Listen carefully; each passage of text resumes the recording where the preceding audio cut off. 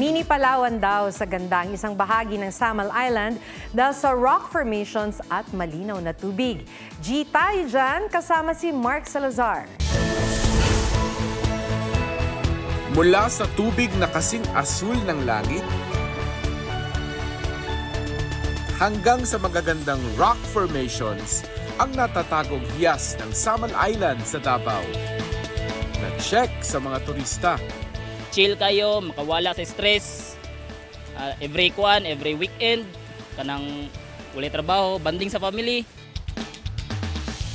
Itong si Ray Mark hindi natiis tumalon sa crystal clear na tubig.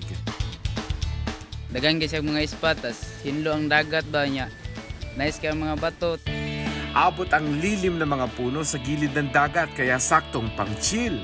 Prepare your selfie sticks dahil hindi mauubusan dito ng picture-perfect spots. 30 minutes lang mula sa Port of Babac sa Davao ang biyahe. Kaya hindi ganun kahirap dayuhin. Mark Salazar, nagbabalita para sa GMA Integrated News. Huwag magpahuli sa mga balitang dapat ninyong malaman. Mag-subscribe sa GMA Integrated News sa YouTube. Sa mga kapuso abroad, subaybayan nyo kami sa GMA Pinoy TV at sa www.gmanews.tv.